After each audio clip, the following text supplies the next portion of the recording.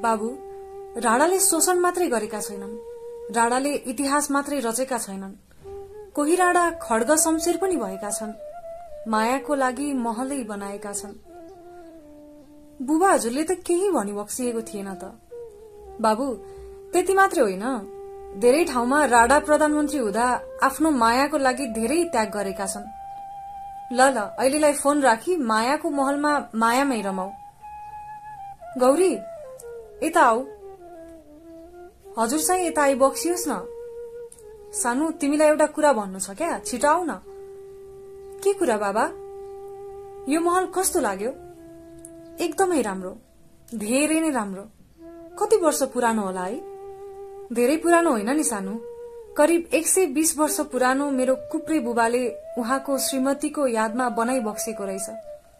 हजुरलाई कसरी थाहा भयो? झुट पनि बोल्न थाली बक्सियो। बुबा हजुरसँग कुरा गरेको थिए, उहाँले भनी बक्सेको। ओ माई गड, त्यही भएर त नाति पनि हजुरबुबा जस्तै भएको। नजिकै एक 80 वर्षको मान्छे थिए, मैले उहाँलाई बोलाए। बुबा, यो महल किन यस्तो बेबारिसे? खै बाबु, त्यो त थाहा भएन। श्री 3 मा चन्द्र शमशेर हुँदा महल बनाउने खड्ग शमशेरलाई के को आरोप लागेर खड्ग शमशेरले यो महल छोडेर हिँडेका रे। मलाई पनि मेरो हजुरबुबाले भन्नुभएको। यो महल बनाउँदा रानीवनबाट मेरो हजुरबुबाले सालको रुख बोक्ने काम गर्नुहुन्थ्यो रे। खड्ग शमशेरले छाडेपछि यसको स्थिति नाजुक भएको हो। तर अब नेपाल सरकारले हेरचाह गर्छ भन्ने सुनेको छु, रंग रोगन पनि गर्छ भन्ने सुनेको छु, बाटो पनि बनाउने कुरा भएको छ। अबको केही वर्षमा बन्ला कि? पर्यटन ल्याउने योजना छ रे। महलको वरिपरि पर्यटन एकदमै कम थिए, हातमै गन्न मिल्ने। लाग्थ्यो केही वर्षमा यहाँ मान्छेको चापले भरिनेछ। अनि यो महलको बारेमा हजुरलाई के थाहा छ बुबा? यो प्रेम गर्नेको लागि बनेको महल हो। प्रेम दिवसको दिन धेरै मान्छेहरू आउँछन्। यो महलको भित्तामा प्रेमी प्रेमीको नाम लेखेका प्रेम अमर हुन्छन् रे। बाबा, जाम न हाम्रो नाम लेखौं। गौरी उत्साहित हुँदै मलाई तान्न लागि। मैले त्यो बुबालाई धन्यवाद दिँदै गौरीलाई लिएर महल उक्लिन लागे। दरबारको बायाँतर्फ शिवलिंग र गंगाको 2 मन्दिर रहेछन्। ठूलो बगैंचाले मन्दिरलाई आकर्षण दिएको थियो। ढुङ्गाले बनेको पोखरी थियो। महलको पूर्वतिर खड्ग शमशेरको पूजा कोठा रहेछ। माथिल्लो तल्ला बैठक र बीचको तल्लामा केही कोठाहरू थिए। त्यहाँबाट पारी देखिने रानीवनमा कराएको चराचुरुङ्गीको स्वर मज्जाले सुनिन्थ्यो। काली गण्डकी खोलाको छिङ छिङ आवाज झन मनमै बस्ने खालको थियो। एक जोडी केटाकेटी कहिल्यै नछुटिने भन्दै मन्दिरमा प्रार्थना गर्दै थिए भने मार्करले आफ्नो नाम भित्तामा लेखेका थिए। गौरीले त्यो जोडीलाई मार्कर मागी अनि ठूलो अक्षरमा राणा साहेब र गौरी लेखेर पानको पातले ढाकी। सानु, फिरोज लेख्नुपर्छ नि। होइन बाबा, हजुर पनि खड्ग शमशेर जस्तै हो, त्यही भएर राणा साहेब लेखेकी। लेख्दा भन्दा पनि पानको आकार कोर्दा मैले पनि गौरीलाई साथ दिए। बाबा, सुनि बक्सियोस् न। भन न सानु, हामी पनि एकान्तमा यस्तै घर बनाऊ न, जहाँ यस्तै ठूलो खोला होस्।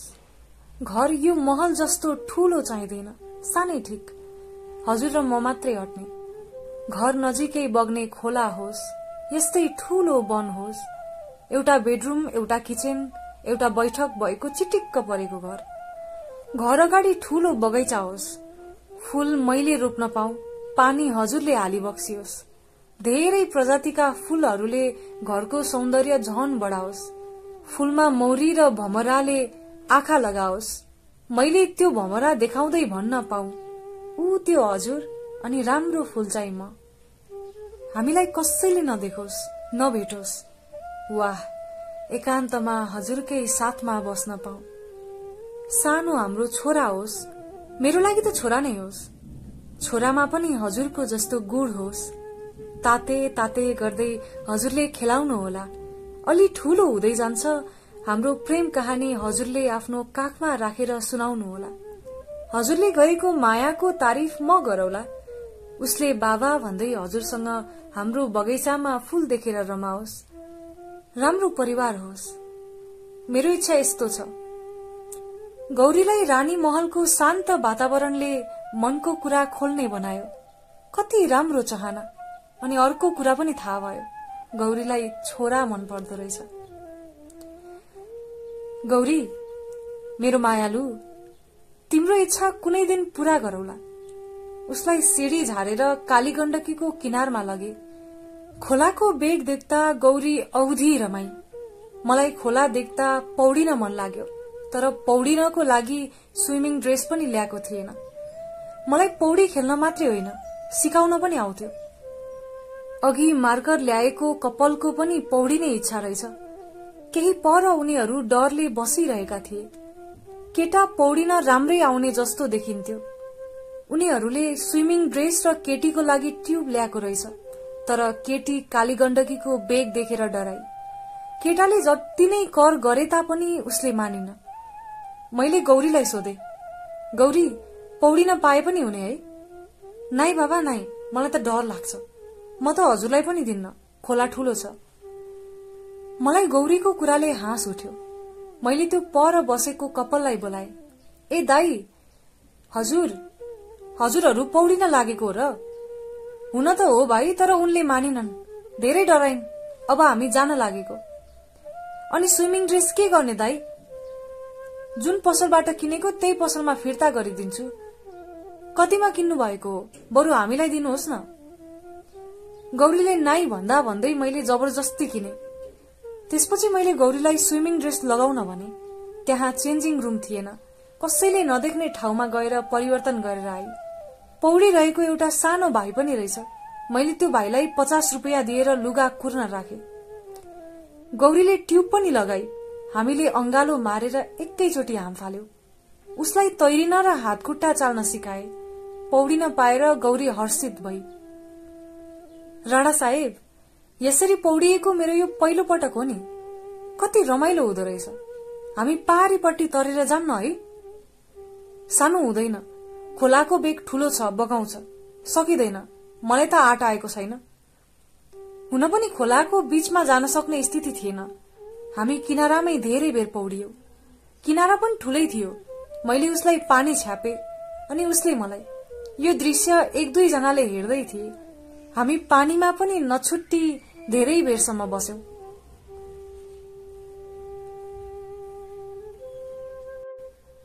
त्यसपछि लुगा परिवर्तन गर्यौं। होटलको नाममा एउटा गाडा पसल थियो। त्यहाँ पाउने भनेको चाउचाउ र पानी। अनि चिया पनि पाक्दो रहेछ। दिउँसोको 1 बजेसम्म मैले चुरोट छोएको थिएन। यो मेरो पहिलो रेकर्ड हो। पानीमा डुबेर चिसो भएर होला चुरोटको तलतल लाग्यो। मैले चियासँगै चुरोट तान्दै थिए। चुरोट आधा भएको थियो। मैले लामो एक पफ तान्दै थिए। गौरीले नखानुस् भनेर टाउको हल्लाएर इशारा गरी। उसको एक इशारामै मैले चुरोट निभाइदिए। गौरीले निधारमा मायाको वर्षा गराई। केही बेर महल घुमेपछि झोलुङ्गे पुलमा जान मन लाग्यो। पुलबाट तलको खोला हेर्दा गौरी रमाइलो मान्दै सुस्केरी मार्थी। मैले गौरीको एक चढ्तीकला फोटो खिचेको थिए। कहिले आँखा झिम्काएको, कहिले पट बनाएको, कहिले रानी महलमा मेरो नाम लेखेको अनि महल पारीको रानीवन हेर्दै ड्रीम घरको कल्पना गरेको भिडियो बनाएको थिए। त्यति मात्रै होइन, पौडिदाको पनि लुगा कुर्ने भाइलाई टन्नै फोटो र भिडियो बनाउन लागेको थिए। खोलामा चोपलिएको, अंगालोमा बेरिएको, पानी छ्यापेको, यस्तै यस्तै टन्नै। रानी लिएर रानी महल र रानीको मनको कुरा सुन्न पाउँदा म आफै रानी महलको निर्माता हो कि भन्ने मैले महसुस गरे। हजुरबुबालाई मनैदेखि यति राम्रो महल बनाइदिएकोमा धन्यवाद दिए। करिब 4:30 मा हामी पाल्पा र बुटवल छुटिने गेटमा आइपुग्यौं। केही पर रहेको होटलमा छिर्यौं। होटलमा पाल्पाको फेमस खानेकुरा जस्तै हामीले काठमाडौँ हुँदा नामसम्म नसुनेका आइटमहरू थियो। भोकले गर्दा हामीले खानेकुराको नाम सोध्दै मगायौं, जस्तै बारा, बटुक, चुकाउनी। बाराको स्वाद पनि छुट्टै थियो। हेर्दै मुखबाटै पानी आउने खालको। हामी चाख्दै गयौं, स्वादले गर्दा थप्दै पनि गयौं। हाँसको छोइलाको स्वाद पनि बिछट्टै मिठो थियो। चुकाउनी चाहिँ आलु दहीलाई मेथीले झानेर बनाउँदो रहेछ। चुकाउनेसँग बटुक अर्थात मास र केराउ मिसाएर बनाएको रोटी जस्तो आइटम सर्भ गर्दा रहेछन्। हामीले होटल साउजीलाई धन्यवाद दियौ, खानाको तारिफ पनि गर्यौ। पाल्पामा प्रत्येक वर्ष फूड फेस्टिभल हुन्छ भन्ने कुरा पनि होटल साउजीबाट थाहा पायो। आगामी फूड फेस्टिभलमा पाल्पा आउने बाचा सहित हामी त्यहाँबाट निस्कियौ। पेट टम्म थियो। बुटवल आइसकेपछि फेरि गौरीलाई पानीपुरी खानु पर्यो। 3 प्लेट पानीपुरी खाएपछि हामी सिधै बाइक पार्किङमा राखेर कोठामा गएर पल्टियौ। भोलिपल्ट अफिस जाँदा प्रियालाई पनि सँगै लग्यौ। प्रियाले माफी मागी, तर गौरीले त्यसको केही प्रतिक्रिया जनाइन। बरु हिजो पाल्पामा किनेको बारा दिँदै भनी, प्रिया, पाल्पामा कति मिठो आइटम पाइने है। हो नि म्याडम, अझै हजुरहरूले बुटवलकै फेमस खानेकुरा खानु भएको छैन। ट्राफिक चोक वरिपरि सड़कमा गाडामा पाइने मोमो र अरू परिकार खानुभयो भने हजुर घरमा खाना नै पकाउनु हुँदैन। प्रियासँग पनि राम्रै बोलचाल भयो।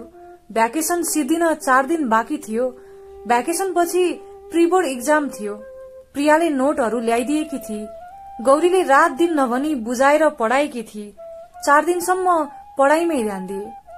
5औं दिन प्रियासँगै कलेज गइयो। परीक्षा भएकाले सिम्बोल नम्बर खोज्न लाग्यो। मेरो सिम्बोल नम्बरको अन्तिममा 17 थियो। म 4थो बेन्चमा परे। प्रियाको अन्तिममा 21 रहेछ। ऊ पनि मेरै बेन्चको छेउमा परी।